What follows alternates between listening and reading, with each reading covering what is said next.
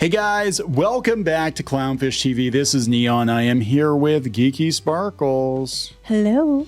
And apparently Star Trek Discovery is not saving Paramount. Star Trek is not saving Paramount. It is a dumpster fire. And we're going to try to make sense of what is going on. Of course, Paramount is for sale. We don't know who's going to buy it. They were supposed to have a merger with Skydance, which fell through. But now James Cameron is saying he's interested in helping Skydance get it, but now Sony's talking they might get it. Could you ever imagine like 25 years ago, 20 years ago that Paramount would be in this position? No, and it's not just going to be them. I mean, what we're looking at is the collapse of the old studio system in Hollywood. They all chased streaming, they all got burnt, and now they have to pay. They're going to pay. But the problem is all these legacy studios are probably going to be consolidated into just a couple of different companies, and a lot of them, probably consolidated into what will become tech companies. I don't know what's going to happen. So we're gonna talk about this because MGM went to Amazon. So it just blows my mind because like when we were kids, it was like those were the big studios, like wow, and now they're all just being sold off like nothing. Yeah, and speaking of Paramount losing money, we're going to talk about Warren Buffett. Berkshire Hathaway, I guess, divested itself of all Paramount stock, and he said we lost a lot of money on Paramount. Dang. So, well, maybe they had made better choices, and then didn't gaslight the fans in the audience. Yeah, right. Let's talk about this. Before we get into it any further, please subscribe for more pop culture news, views, and rants. Guys, get woohoo if you do. Woohoo! Now, I guess the one bright spot is the Knuckles series actually did pretty good, which I forgot it existed. I can't believe it because I actually love the Sonic movies and I love Idris Elba. And I just happened to see it last night. I'm like, oh, yeah, that's right. Knuckles is out. I got to watch Knuckles. Everybody says it's pretty good, actually. That was one people were giving good reviews to. I haven't seen it, but they're giving good reviews to it. And there is some good content. It's just that, look, for every Picard season 3, you get a Pink Ladies and all 5 seasons of Discovery, so it's like, what are you going to do? So let's talk about this first. Warren Buffett losing a bunch of money. Then we're going to try to figure out who the hell is going to buy Paramount. And again, this is just, a bigger issue. We are witnessing the collapse of old Hollywood in real time. And new Hollywood too, because a lot of these streaming services are going to implode too, because it's not sustainable. This comes from Reuters. Warren Buffett says Berkshire sold their all of their Paramount stake at a loss. Dang. I said on Saturday that Berkshire Hathaway sold its entire holding in media and entertainment company Paramount Global at a loss, and he took sole responsibility for the decision. It was 100% my decision. We sold it all. We lost quite a bit of money. They had 63.3 million shares, Dang. 10% of the company. Oh. And they just like fire sailed it. Did that drop their stock even more than when they sold it? Well, let's go look and see. So I'm thinking this drop off is when Warren Buffett decided he was going to divest himself of Paramount, but it wasn't that great before that either. But yeah, no, Paramount's not been in a good place for a while. It's Paramount Global. It's not actually Paramount of before. It's a new Paramount, according to this, as of 2019. Yeah, so they're like every time somebody talks about buying them, they get a bump in the stock. Like, oh, maybe somebody will bail us out of the situation we're in, but I don't know, man. They said Paramount, like other studios, has been struggling to recover from the strikes by Hollywood writers and actors last year, a soft advertising market, and falling U.S. cable subscriptions that have eroded its TV profit. We're forgetting they spent a lot of money getting into streaming, and I think a lot of these studios would have been better off knowing their place and saying we're a content producer. When this all started, we said it's going to be like a streaming wars. It's stupid. It's a lot of people are going to come out of it in the red, and that's exactly what's going on. It was dumb. When I heard Paramount was doing it, I was like, why would Paramount? You know what I mean? I thought that was the stupidest thing, and it's exactly how it turned out, like we said it would. Yeah, because here's the thing. Like, none of them have, other than Disney and maybe HBO, very few of these companies have strong enough portfolios of IP that people know, like, oh, we're going to go to Paramount for all this stuff. It's like most people don't even know what Paramount owns. Disney only has what they have because they acquired it all. Most of Disney is like, other than movies and a few shows, most of what they've got that is big, Star Wars, Marvel, Star Wars is questionable. Most of that is from acquisitions, Pixar acquisitions. You know, HBO has a bunch of stuff they've acquired too. And with Warner Brothers, I mean, and HBO and stuff, they have stuff they've acquired. But places like, you know, Peacock and, you know, Paramount, I thought was absolutely stupid, you know, to go to a streaming service. Yeah, Peacock. Now, Peacock is actually doing okay, but Peacock is NBC Universal, and NBC has all those sitcoms. Take The Office off and then see how it does. Well, take Friends off, then see how it does. Because The Office was one of the most streamed shows on Netflix, and then, you know, NBC decided they were going to go do their own thing. But they have all the DreamWorks stuff and stuff too. Maybe we should spend more time making the next Friends in The Office, and they should spend their focus on that instead of trying to make their own streaming service. Oh, they're going to. They're trying to reboot The Office. So no, I mean, I'm making something new. Yeah, like, they're not allowed to. They're not allowed to make anything funny. God, like they're even rebooting. This is a movie, but Maze Runner. How it's not even that old. Maze Runner just came out like not even 10 years ago, maybe. Insane. Everything I turn around, they're rebooting something else. I'm like, can we just stop?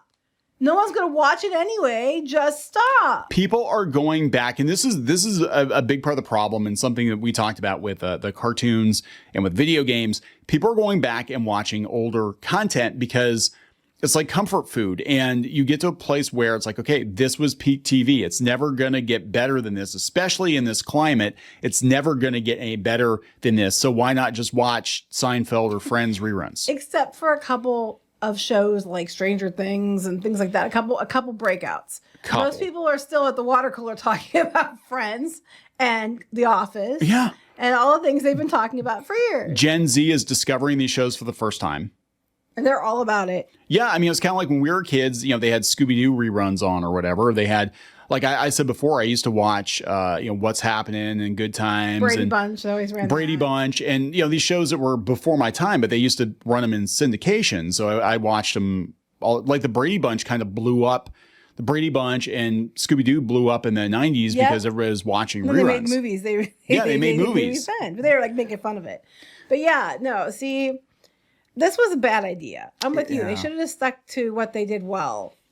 So they said that, the Skydance deal supposedly fell through. That was my understanding. But now James Cameron is saying that he believes in Skydance, but I don't know if it's too late or not. They said reports earlier this week suggested the Paramount Special Board Committee was leaning against accepting Skydance's offer, but James Cameron and co-founder of Skydance, they came forward and they said that it's gonna be fine. But I don't know. But now, as of is this today? I think it was just today, yesterday. Yeah, today. Now they're talking Sony might buy Paramount. And so Sony owns a lot of stuff too. They own Columbia Pictures and they own Crunchyroll. And but then I'm like, do we want Sony to buy Paramount? I mean, I guess it can't get any worse, right? Yeah, so this is news to me. I was looking for information on what was going on with Paramount because of the Warren Buffett thing, and they said, it says a special committee of Paramount's board of directors met Saturday and signed off on beginning deal talks with Sony and Apollo, which last week submitted a letter of interest valuing the company at $26 billion. What did Skydance value it at? Do you know? I don't know. The committee also decided to push for further negotiations with Skydance. So they want to get into a bidding war. So this is what they own, though. I mean, I guess this would be valuable to Sony, Nickelodeon, MTV, CBS, Paramount.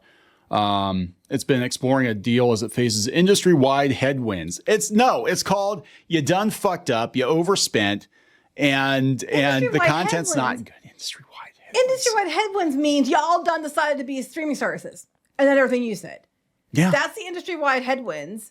You greenlit too much shit that no one wanted. And you all decide to be streaming services. And like you said, spent too much money and don't have it. Yeah. Now, they said that there could be a potential conflict of interest with Sony being a foreign company buying CBS, but they said they might have to. But they look, there are ways around this. I mean, this has happened. They could sell it off. Yeah, they could sell CBS off, or they could create or sell or have a CBS operated by the American arm of Sony. Or think before they had they didn't buy that part of it, then they were able to sell it to somebody else that were allowed to. I don't know, but I know when Disney got some of the stuff, they couldn't have two. Fox News stayed with so they had to Murdoch, stay with them, and they could have sold it separately if they wanted to. Yes. Yeah. So, and that was big. And I remember people saying that Disney was not going to be allowed to buy Fox. I remember that. People were like, no, that would never happen. That created this huge monopoly. There's no way. Now it's just like every other day, some big company is gobbling up some other company. Mm-hmm. And this is what end stage capitalism looks like, guys. It's like it's Highlander. You're down to just a handful of Highlanders, a handful of immortals, and somebody's going to get their head cut off because there can be only one. And that's what we're going to have. We're going to have like one media company, and it's going to be probably Amazon. I was going to say it's Disney too. Disney might be too, but Disney's on. Disney's on. I'll just call it X. Dizon. Or call it Max. Let's all call it Max or Plus. It'll just end up being Plus.